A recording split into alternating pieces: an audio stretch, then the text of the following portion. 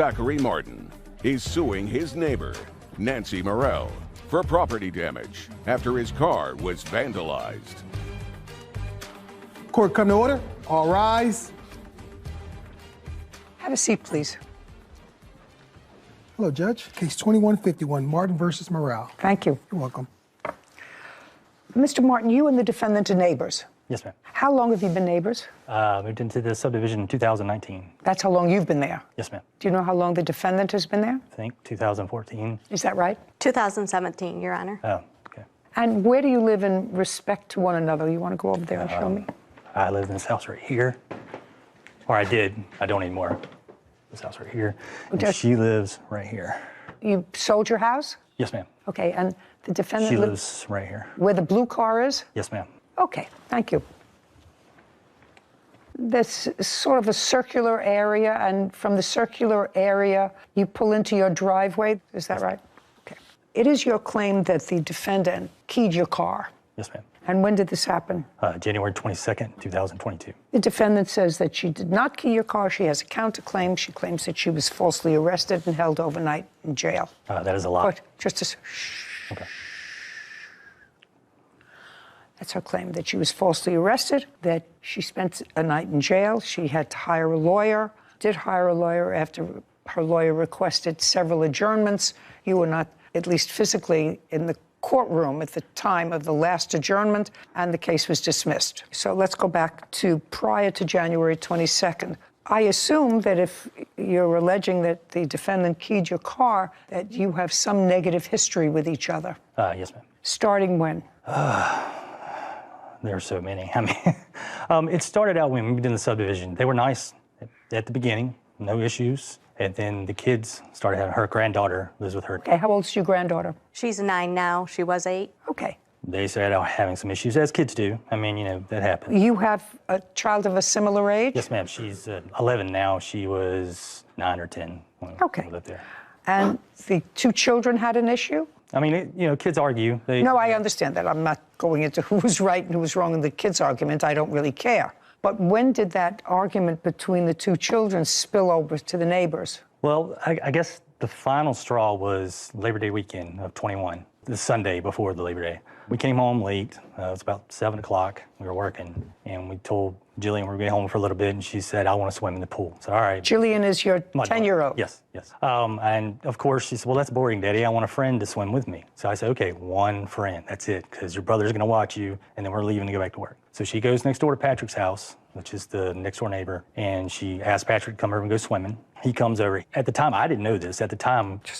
At the time, the defendant's granddaughter was there. Yes. At Patrick's house. Yes. Got it. So your daughter went over and invited Patrick to come and swim. Right. And not... You had told her that she could have one friend in the pool, so Patrick left to come swimming, leaving your granddaughter alone. Well, she had to go home. She had to go home. Yes. She came home. So just a second. Okay. That's what happened. Okay. You had a grandchild who had hurt feelings. I assume she actually went over to go swimming. She thought she was invited too. You had a child with hurt feelings. And I went to ask what had happened. Okay. That's this big hoopla. Okay. Now, your grandchild comes home.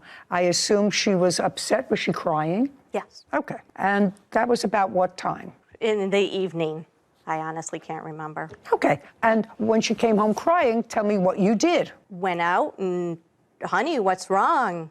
What did you do? Are you okay? Yes, and she told you what happened. She said, I went over to Jillian's. She invited us swimming. And when I got there, her dad said only one person could swim. Okay. So she came home. Okay, and what did you do next? That's not what happened. I talked to her, calmed her down, and I went over and said, hey. You know, just a second. You walked from your house, where the blue car is. Yep, around the corner. Did you take your granddaughter with you? No, ma'am. Okay. She's lying. And what? Shh. If you do that again, I'm just going to dismiss your case. Do you understand that? And you know, it's easy. I got it. This isn't my case. It's your case. I know. So you walked alone to his house. Did you knock at the door? Did you go outside? I want you to tell me exactly what you did. I don't remember if I went to the front door, or I went to where the pool is, and I do believe Mr. Martin was out there. Okay, so Mr. Martin was out there, and you said it in that kind of a calm tone? what happened to my granddaughter, why is she crying? Well, she told you why she was crying when she was home. She told you she was crying because she went over there to swim, and Mr. Martin said you can only have one person swim with you. Which is totally out of character. The children swim together all the time. You mean at Mr. Martin's pool? At Mr. Martin's pool, and if they need another adult. Just a second. I go. So they swim all the time in Mr. Martin's pool, so you wanted to know what happened on this occasion when he said only one person can swim. Yes. And you said it in just the same kind of conversational tone that I'm talking in, is my question. I was very calm at the beginning, yes. Oh, okay. And so you said to him what happened, and what did he say to you? I don't remember exactly. It was to the effect of his son was going to watch them, and he could only have one child in the pool. Right, that he wanted his son to have responsibility of only watching one other child other than his sister. Correct. Right, well, that sounds reasonable. And that's fine. Just a second. So how did it escalate? He said, I only wanted one child in here. My son's going to watch the kids. We have to go back to work. And that should have been it. Why wasn't it? I don't know. So I walked back out and looked at the Pathfinder, and that's what I discovered, the scratch across the back. Bright white, so that indicates it's fresh. I told her while she was standing there, you're going to jail. I'm going to call the police. Okay, now I'd like to see the video.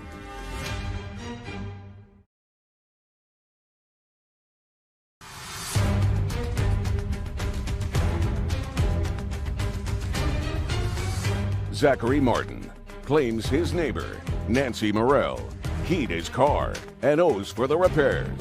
Nancy is countersuing for a false arrest and lawyer fees. Now let's get to your version of what happened. Okay, so you said only one child. Her granddaughter went home. Her granddaughter, who's a little girl, is upset. Why can't I go swimming too? I got that.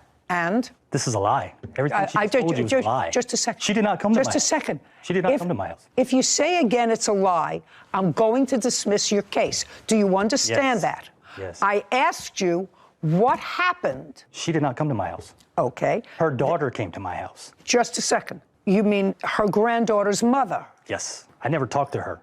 Before my daughter went over, I had gone over. She did not. Oh, no, just a second. Yeah. Now I don't believe you, Miss Morrell. Now I don't believe you, madam. I watched your eyes. I just watched it. Now, uncross your arms. So, her daughter came over first. No, Yes. I Well, went she over. never- I don't want to hear you. She never came over. The daughter came over. She bypassed my front door and went to the side gate where the pool is. She told my son to go get me. To go get you. To go get me. I came out and she called me a jerk. You should let her swim in the pool. Blah. I just told my daughter, look, you can have one friend because your brother's watching you. It's not fair for him now to watch 3 kids. Just 2, that's all. I told her, I said, look, I don't know what you're talking about. I said she could have one friend and that's it. She proceeded to call me a jerk. She said some other choice words I'm not going to repeat, in which case I did cuss her out and told her to get off my property and not to come back again, anybody in her family, or I would file trespass charges. Okay. And that was on the Sunday before Labor Day. Yes, ma'am. And when did this incident happen with your car? January 22nd. After that incident on Labor Day weekend, did you have any other contact with the defendant? Yes. When? So I think it was right after Jillian's birthday on November the 21st. I think it was like a week, like December the 1st, I think. And this is really sick, but it got to the situation where she would watch my kid. And every time my kid would go to Aubrey's house or Patrick's house, she would take toys, she would unpack her stuff. And I told her, I said, look, you can't play with her. So they would wait 10 or 15 minutes till she got unpacked and get all comfortable, having a good time. She would send her granddaughter over there. She had to pack her stuff up and come home. She would come home crying many times. So then it got to the point where Patrick, he would come over to our house. He'd be over to our house all the time. They would get on trampoline, play video games, blah, blah, blah. So I was doing something one day, and then the camera went off, and I give me a look at my iPad. Here comes Nancy up my driveway. She knocks on the door, and she says, can we play? And I said, no, you can't play. Get off of my property. File trespass charges if you come back. That was, the last time I interacted with her. Until she keyed the video. Well, it's not my job to be judgmental in a social way, but I have to tell you, I would have handled it a little differently with her. She wasn't the one who behaved badly. I wouldn't visit her daughter's bad behavior on an 8-year-old. There are kids who live right around the corner from each other, and it seems to me that the bad behavior of a parent or a grandparent shouldn't impact on a child. The granddaughter is a nice little girl. Well, I mean, if you say so. I mean... Is she? Well, she spread rumors about my daughter and said that, she told Aubrey that my daughter stole some of her toys, and that was a lie. Okay. All right, but it's sort of started to get nasty. Now let's get back to the keying of the car. So that happened in January. So tell me about the January incident. Okay, so she got up January 22nd. It's a Saturday. She decided to walk her dog. She's walked her dog. Go over there. Show me what you saw. Okay. So she decided to walk her dog, and so she walks up the sidewalk. Well, you didn't see that. No, not right here. No, you didn't see that. When she gets about right here, which is Patrick's house, the mailbox is right here, you can see in the video. That's when the cameras detect motion. That's when I get the alert. So I see her walking the dog, and she's walked her dog past my house many times, but never gotten that close to my vehicle. So immediately I thought something. Where was your car? My car is parked right here. In the driveway? Yes, ma'am. So she walks the dogs, and she is right beside the view. I mean, you can see in the video, you can see her right hand go up. So I immediately run out of the house. I have a truck parked right here. I looked at my truck. I thought maybe she did something to the truck. I looked at it, didn't see anything. I went back outside and I said, well, wait a minute, let me go back outside and look at the Pathfinder. So I walked back out and looked at the Pathfinder, and that's what I discovered, the scratch across the back. It's bright white, so that indicates it's fresh. I told her while she was standing there, you're going to jail. I'm going to call the police. Okay, step back. When you said to her, you're going to jail, I'm going to call the police, did she respond? I don't think so, no. Okay, now I'd like to see the video. Okay. You can see as her hand goes up right there.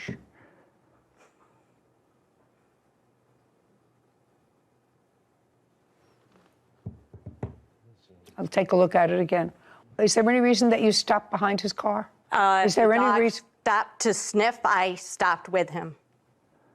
You see her right hand right there. I'm moving my arm as I walk. Yes, and that's where the scratch is. Okay, can I take a look at the photographs of the scratch, please?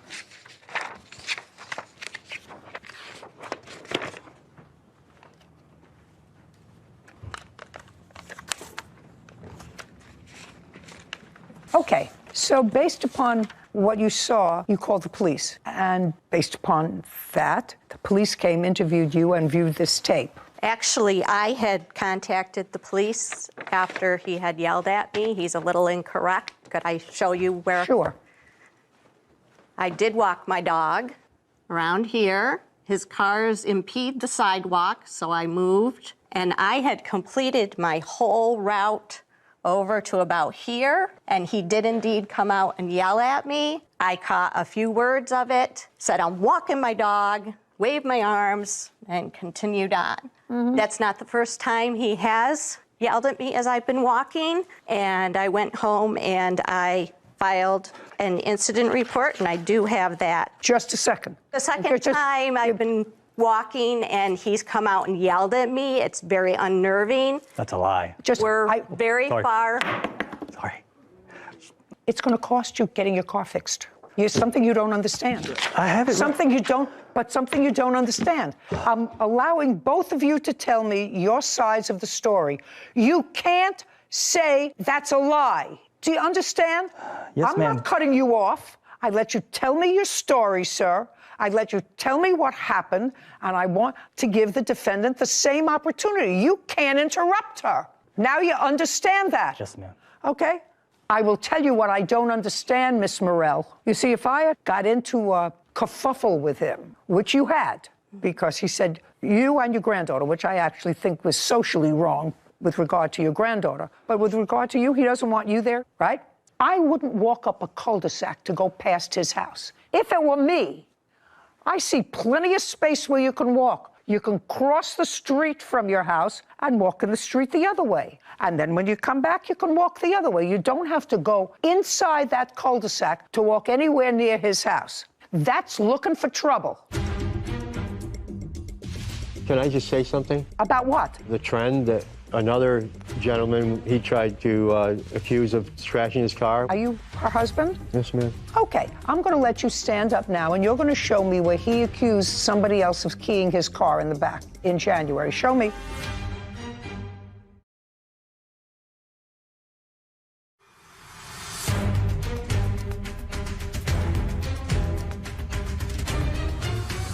Zachary Martin is accusing his neighbor, Nancy Morell, of keying his car. Nancy is countersuing for a false arrest and lawyer fees. So you have a counterclaim, and your counterclaim is for false arrest. He didn't arrest you. The police arrested you. And the police arrested you based upon what they believed, after looking at that video, was probable cause that a crime was committed and probable cause to believe you participated in the commission of that crime, which is vandalism. He didn't make a citizen's arrest. The police made an arrest. And not only did they make an arrest, but they were serious enough to have you get a lawyer. Your counsel went in. I assume your new counsel asked for an adjournment. I assume your new counsel, you were there. I believe so. I was not there, ma'am. I waited out in the hall, and my lawyer represented me. Fine. So I assume that you knew that your lawyer was going to ask for an adjournment. The lawyer didn't prepare you for trial, did he? No. No. Your Honor. So he was. I'm not listening to you. As a witness, can I just say something? About what? The trend that another gentleman, he tried to accuse of trashing his car. We have evidence of that. Just a second. That I'll listen to in a minute. Okay. The second time your case was on, did you go into court or did you wait outside? I waited outside. Then if you waited outside, you knew again your lawyer was going to ask for an adjournment. The first time the case was on, did you attend the court hearing? Yes, ma'am. Were you inside the court? Yes, ma'am. She was not there. She was outside. Yes, ma'am. The second time when the case was adjourned, were you in court? Yes, ma'am. Was she there? Yes, ma'am. Outside or inside? She was outside. Did her lawyer ask for an adjournment? Continuance. A continuance? Yes, ma'am. Same thing? Yes, ma'am. Did it happen more than twice? Yes. On the third time you went to court, did you go to court? Yes, ma'am. Was she in court? Yes, ma'am. Inside or outside? She was outside, and what happened, I had sold the house, and we moved an hour away. Just a second. You were there? Yes, ma'am. Okay. Now, I'm going to let you stand up now, and you're going to show me where he accused somebody else of keying his car in the back in January. Show me. No.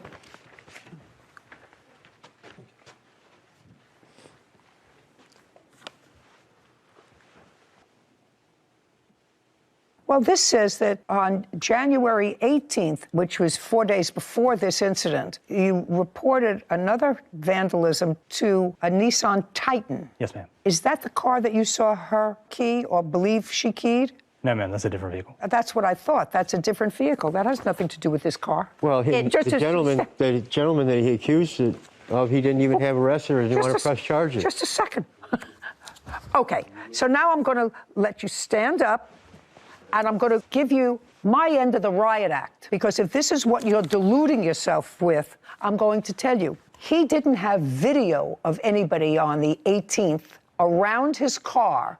In your wife's case, sir, he had prior experience with her. She had no business walking right in front of the house when there are plenty of other places to walk. If they are not on great terms, he had every right to call the police, show them the video, and they had every right to arrest her. Do you understand that? I understand that, but Good. that doesn't This has prove nothing. that she scratched the vehicle. That doesn't prove that. Just a second. That's what a trial is for, sir. That was up to a jury. What your wife is suing him for is for false arrest. He didn't arrest her. The police arrested her. Now sit.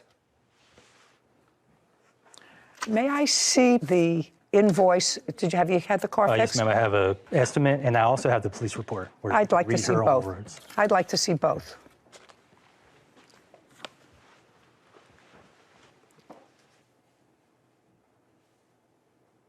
So the police officer indicated that after you were told about what the officer saw on the video, you've decided to make no more statements about the incident, and you were placed under arrest for malicious damage. The officer also reported that the scratch on the back of the car was fresh because there were fresh paint chips on the street that were red paint chips. There's a red car that came off that car, which demonstrates to the eyes of any layperson that since there's traffic back and forth there, if there are fresh scratches and fresh paint, it means it just happened. So your counterclaim for false arrest and anything attendant thereto is dismissed. I did not do it, Your Honor. Right, well, okay. Maybe the case was dismissed. That doesn't mean you're entitled to money from him.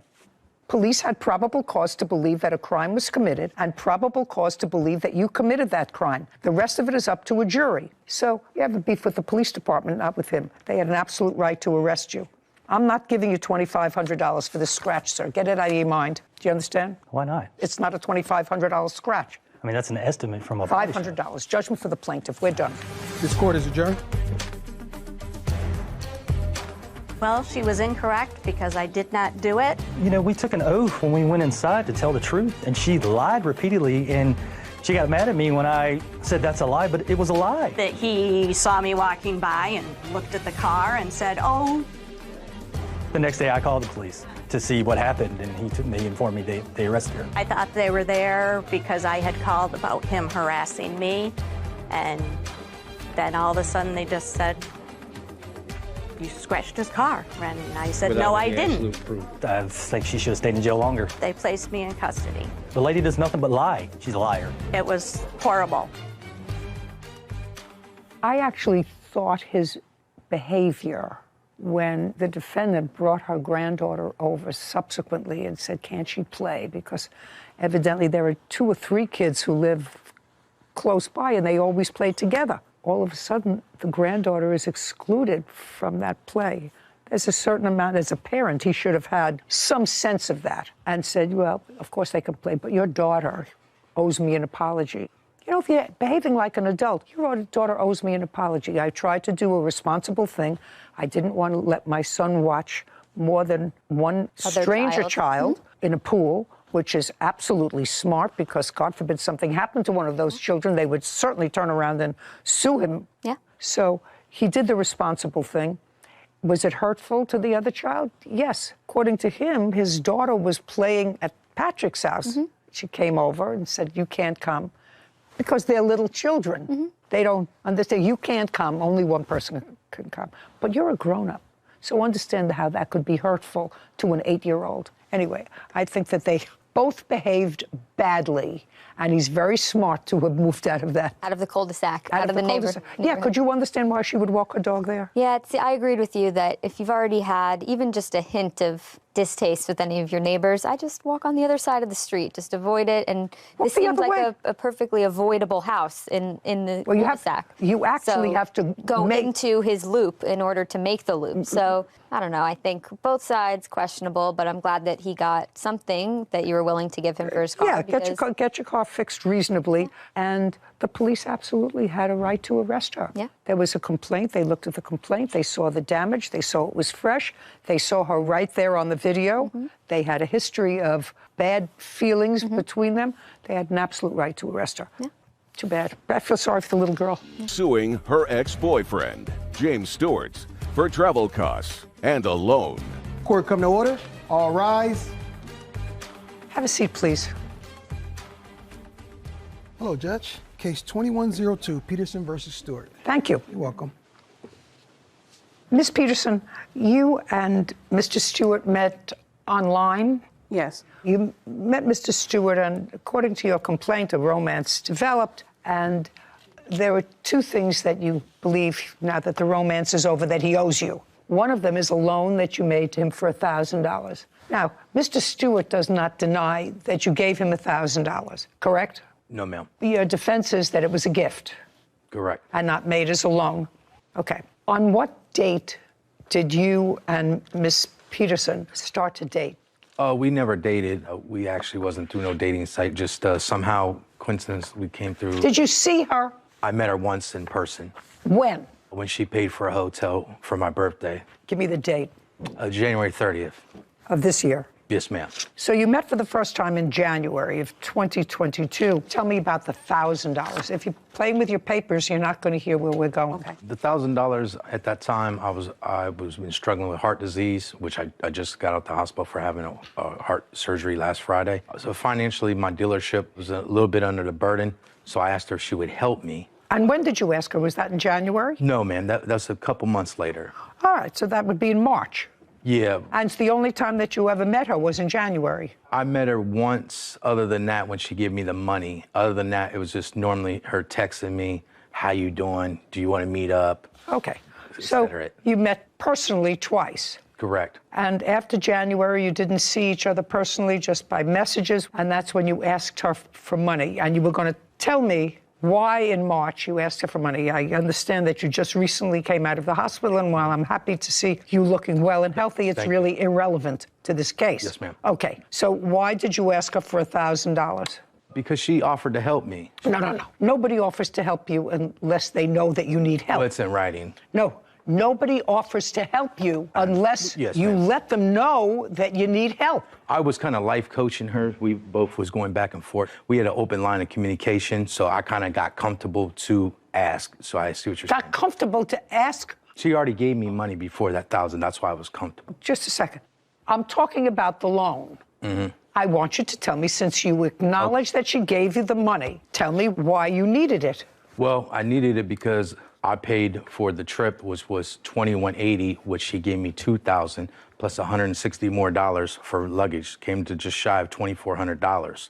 I don't understand what you're talking about. Well, she's already came to me and gave me money for us to take this little trip together. What does that have to do with this $1,000? That's not what I'm talking about. Because she was supposed to come and reimburse some of the money because I paid already into the trip. So I was asking her for money. Am I crazy? Did he start to talk about his business needing money? He has a used car business. Yes. Really, before you come on a program like this, you should really watch so that you would know that one of my favorite sayings is, if you tell the truth, you don't have to have a good memory, especially if you're smart. Now, if you're not so smart, and within 3 minutes you tell 2 different stories, that, Mr. Stewart, is a phrase that you should learn to live by. If you tell the truth, you don't need a good memory. That's not correct, Your Honor. Well, that's only because you wouldn't know the truth, because you have been introduced to the truth. He says, the $1,000 at that time, I was struggling with heart disease, which I just got out of the hospital for having a heart surgery last Friday. So actually, my dealership is a little bit under the burden, so I asked her if she would help me. So you remember saying that? Yes, ma'am. Okay. So that's different from she was paying me back. You just have to acknowledge that's different. Okay. And let me tell you what you swore to in your answer. She offered to help me catch up on my child support.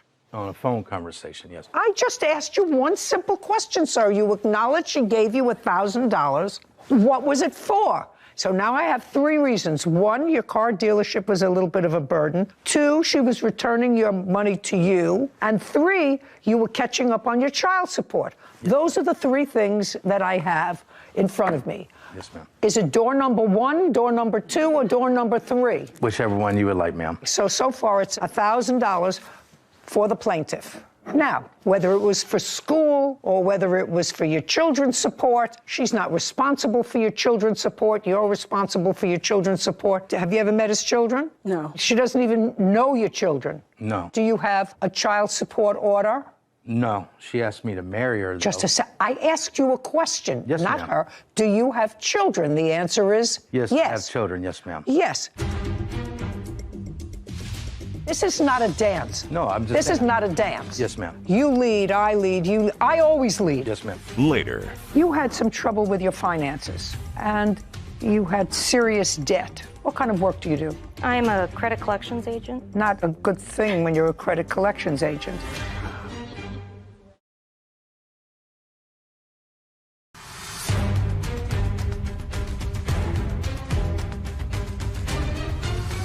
Joy Peterson claims her ex-boyfriend, James Stewart, owes for travel costs and a loan. Now, the children do not live with you.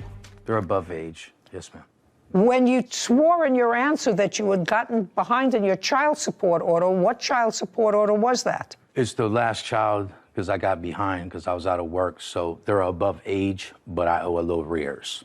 Okay, so that's the child support that you were behind. Had you been noticed to come to court on those arrears? I've never been in contempt, no, ma'am. I've always kept a good standings with them. Okay, but you're behind now.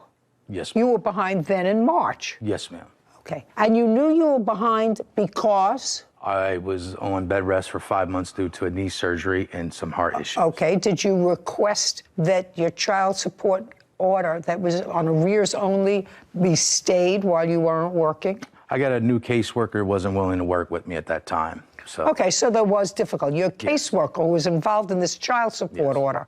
That sounds better. And the child support order was in favor of the state? I don't owe the state no money. I paid all fees off with them. I just owe the back child support.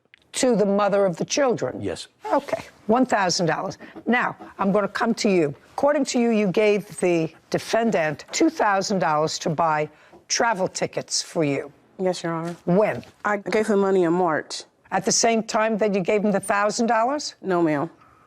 That was in April. Show me proof of that. and I want to see $2,000 taken out from someplace for him to pay for these tickets. And they were tickets for you to go from where you live, which is where? Springfield, Ohio. To Miami. Yes, ma'am. The $2,000 was in March. What were you going to do in March? In March, I gave him the $2,000 to purchase tickets because I asked him, can you get discounts for us to go to Miami because I was going to have surgery. So he told me yes, sure. So I gave him the $2,000 for that. That's not. Then he said, well, that's going to be more than that. I said, well, that's all I have for the tickets for me and my daughters. He said he wanted to go, so he was planning on going. Mr. Stewart. Yes, ma'am. On what date did she give you the $2,000 to buy the tickets? It was early March. She could. Yeah, March, looks like March 25th. She gave you $2,000. And when were you supposed to go to Miami? We were supposed to go July 4th, and she. Okay, just a second. You're supposed to go in July. So you're talking about 4 months later. Yeah, she canceled the trip. Okay. When did she cancel the trip? She canceled the trip about a month later. So she canceled the trip in April? Yeah, and it was a third party, so it's non-refundable. I don't know that at all. Yes, ma'am. Now, just a second. So you're going to have to show me. I didn't borrow it. You borrowed the $1,000. I didn't say you borrowed this $2,000. She gave you money for a specific purpose. Right, she went. Don't speak. She gave you money for a specific purpose to purchase airline tickets. For us. Which you. I don't give a rat's behind for who. She gave you money to purchase. As I did. Airline tickets. As I did. This is not a dance. No, I'm just This saying is not, you lead, I lead, you. I always lead. Yes, ma'am. Absolutely. I always lead. Yes, ma'am. She gave you $2,000 to buy tickets. That you acknowledge. The trip was canceled 3 months before the trip. Now, you say they were non-refundable tickets. Yes, ma'am. Show me. I just want to see where you tried to get either a refund or a credit 3 months in. Don't speak. You have to show me, because you just said the tickets were non-refundable tickets, and I could neither get money back for them when she canceled it or a credit. And I said, in all that paperwork, show me. It's just public knowledge on their website. I apologize, I do not have it. It's not public knowledge on any website. Judgment for the plaintiff in the amount of $3,000. $1,000 loan, $2,000 for the tickets. We're finished here. Thank you very much. Well, out! This court is adjourned. Out! She wanted to go on a vacation. Taking advantage of me. She was being a little aggressive. Don't even look that way. Now, hopefully, we can just move on with our lives. I think we should print that on cards to hand out to people as they leave here. If you tell the truth, you don't have to have a good memory. Yeah, that was pretty funny. That defendant, in the first 15 seconds, told 3 different stories about the same $1,000. Reminded me of a toddler when you ask if they had cookies and it's all over their mouth and they say, no, I didn't have chocolate, I didn't have candy. 15 seconds, 3 different stories. So if you tell the truth, you don't need a good memory. Not at all. Case 2158, Smith versus Crosley. All parties, please step forward. Justin Smith is suing his ex-girlfriend, Jessica Crosley, for an unpaid loan. Ms. Crosley, I'm going to start with you. You and Mr. Smith were in a romantic relationship for a period of time. Yes. From when to when? I want to say it was about a year before my son was born. My son was born February 11th, 2019, and our relationship ended about 4 or 5 months after he was born. And after you separated, according to what I read, you sort of remained friends. Yes. Great. You had some trouble with your finances, and you had serious debt. What kind of work do you do? I'm a credit collections agent. Not a good thing when you're a credit collections agent. And this was after you had already been separated for a long period of time. And at some point, what I'm piecing together is you discussed your financial circumstances with Mr. Smith. Yes. And one of your options was to seek protection in bankruptcy. Correct. And Mr. Smith thought that that was a bad idea. Yes. So he suggested that you take out a loan, consolidate all this debt, which was on, I assume, on credit cards with very high interest. And since he had credit, he would take out the loan and you would pay that loan off, which was manageable every month. Is that generally what this is about? Yeah. Yes. His behavior had started getting irrational, scary, started calling me a lot, asking my whereabouts, texting me, driving by my house on several occasions I saw. I'm still not understanding why you stopped paying on the loan.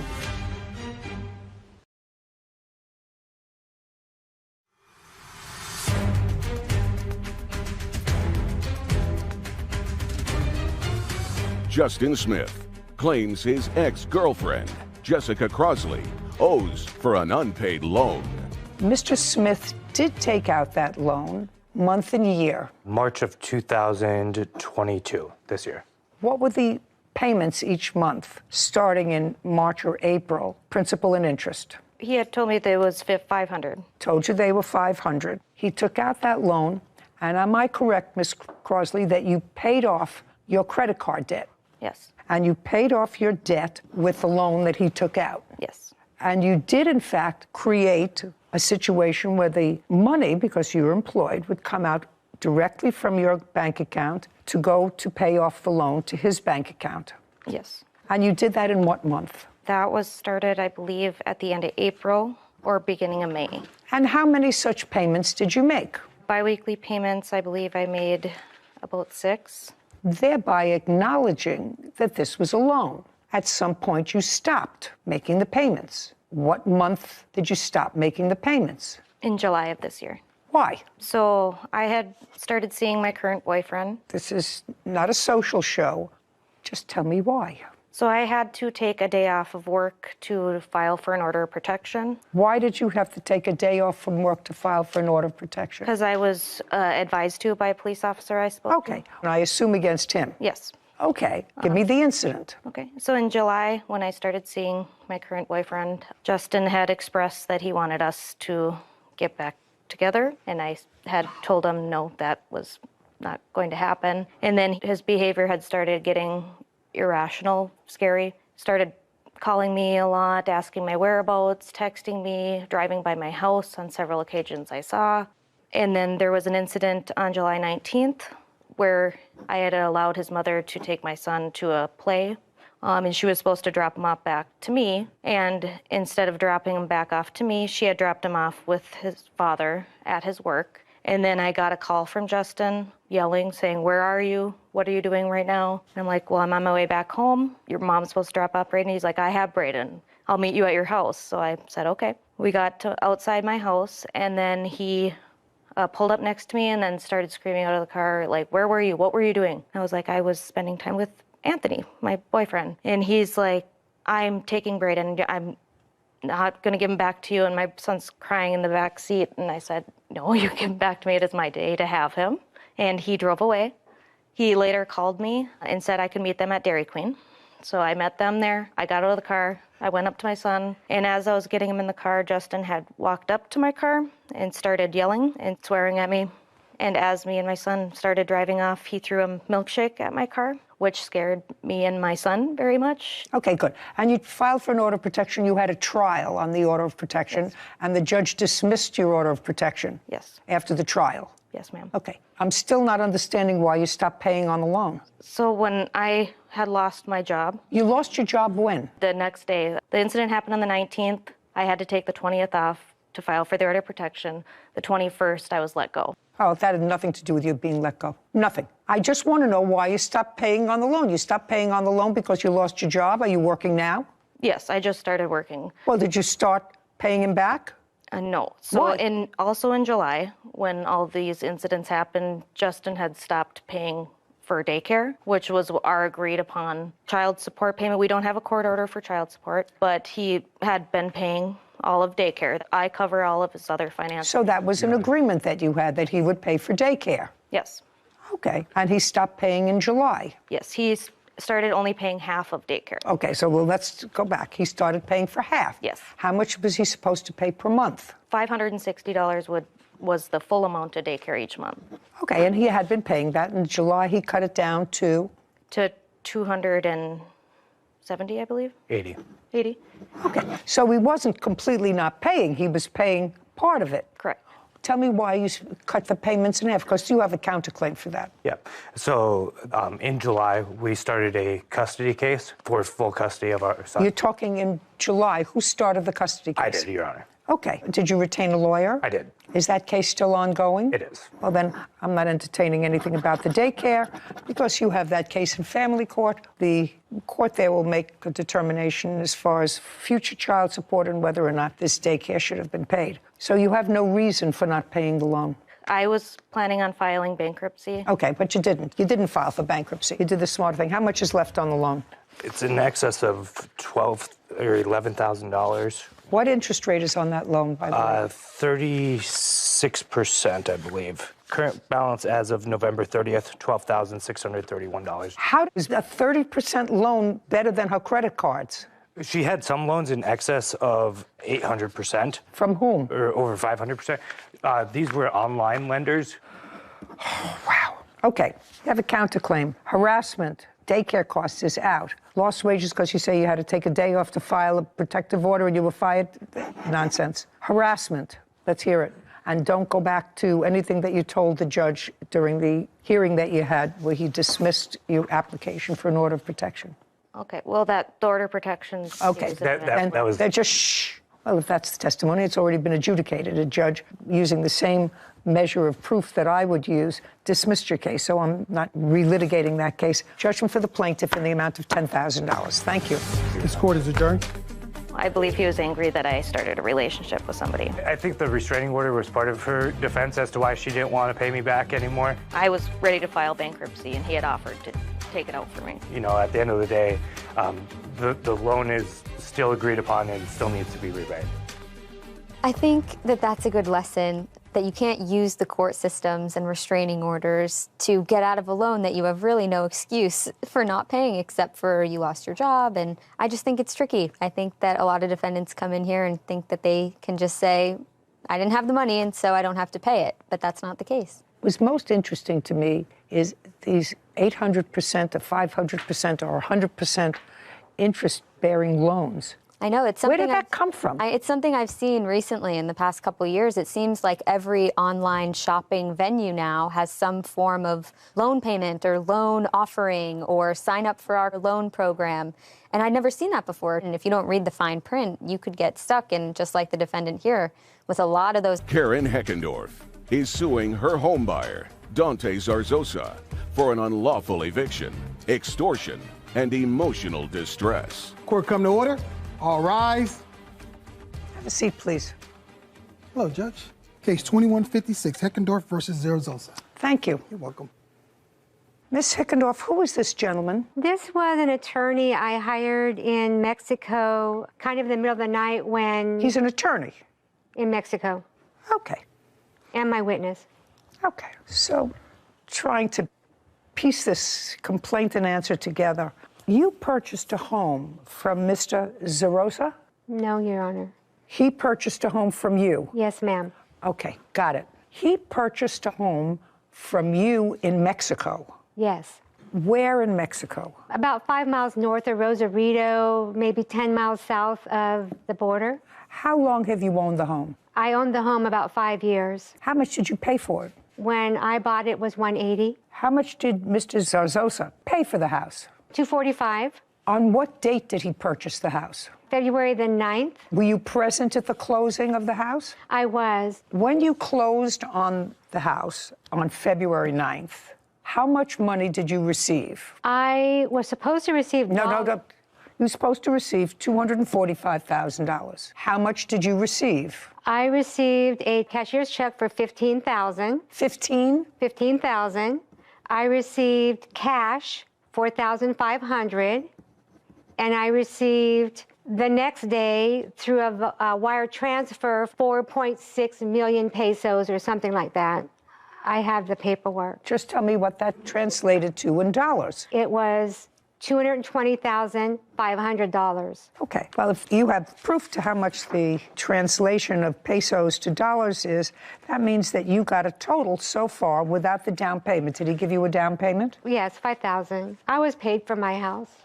I was paid for my house. No, I understand that, but this is the problem. Mr. Zarzosa says that when he took out the mortgage, he increased the amount that he was borrowing so that he had closing costs covered to the extent of, I think, $3,800 or $3,900. It was a total of almost $10,000. No.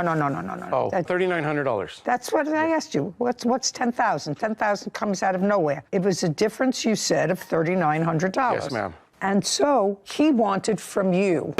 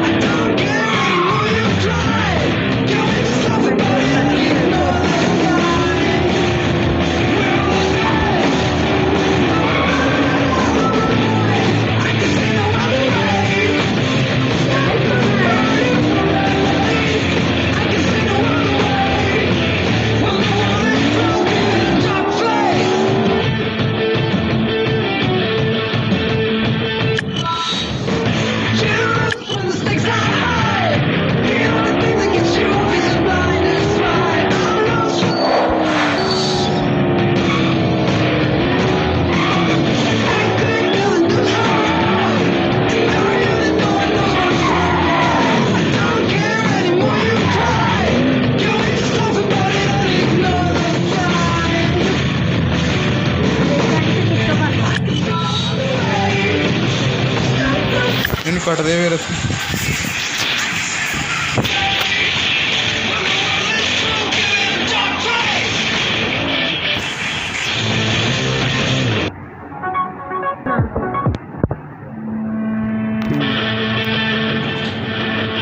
ਜਿਹੜੀ ID ਉੱਥੇ ਉਹਦੇ ਨਾਮ ਤੋਂ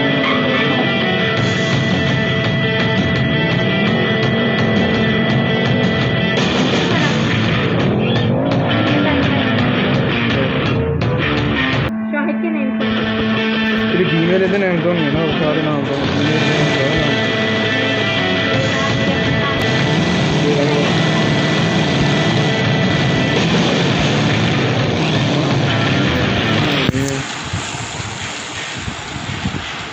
ਇੱਥੇ ਆਉਣਾ ਉਹ ਦੇਖਾਂਗੇ